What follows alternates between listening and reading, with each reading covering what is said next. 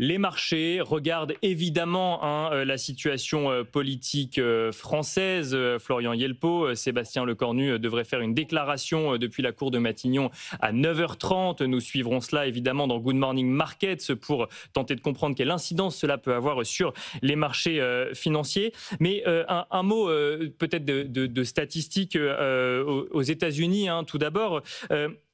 La seule entité macroéconomique qui publie de l'information économique aux États-Unis, c'est la Fed aujourd'hui, Florian Yelpo. Enfin, c'est la Fed en ce moment, et en l'occurrence, les marchés attendent la publication des minutes de la Fed, Florian Yelpo. Oui, absolument. C'est peut-être l'un des meilleurs signes de l'indépendance de la Réserve fédérale américaine, et bien la preuve qu'elle n'appartient pas au gouvernement fédéral. Elle continue à fonctionner.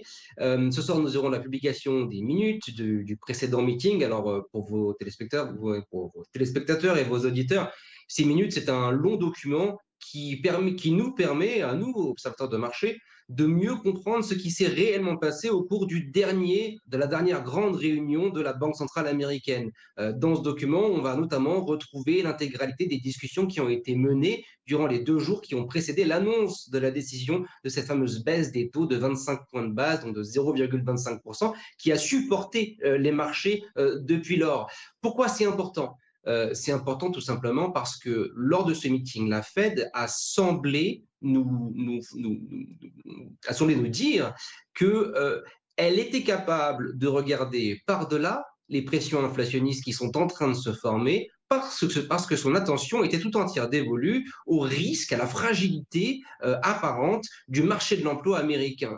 Et cette situation-là, vous connaissez l'adage bad news is good news, donc les mauvaises nouvelles sont de bonnes nouvelles, ont convaincu les marchés qu'on allait avoir une série de baisses de taux, non pas une baisse de taux de 0,25 points de base, mais une série de baisses de taux.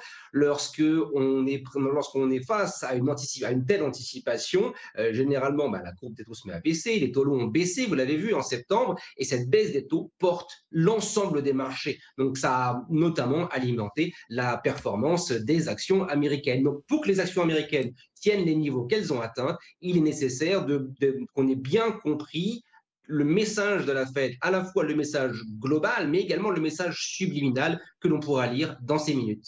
Donc des minutes importantes, hein, malgré ce que price déjà les marchés aujourd'hui, si je comprends bien, parce qu'il faut s'assurer que l'on a bien compris la stratégie de la Fed d'ici la fin de l'année, alors même que le consensus est quand même assez clair côté marché sur l'attente de 2 baisses de taux de la Fed d'ici la fin de l'année, Florian Yelpo.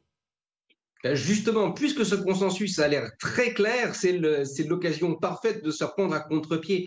Il faut bien se souvenir que lors de la dernière réunion de la Réserve fédérale américaine, les prévisions en termes de taux de chômage de la Fed n'ont pas été révisées à la hausse, mais à la baisse. C'est-à-dire que la Fed anticipe plutôt une amélioration du marché de l'emploi, mais dans sa rhétorique nous dit, je vois des fragilités, je vois ce qu'on appelle un risque de queue, c'est-à-dire un risque extrême, la probabilité qu'une évolution catastrophique se produise sur le marché de l'emploi, je vois cette probabilité augmenter. Et de ce fait, je vais prendre les devants et je vais vous protéger, je vais baisser les taux, protéger l'économie américaine et bien sûr alimenter la progression des valeurs boursières côté obligations, mais aussi côté actions, comme vous l'avez vu.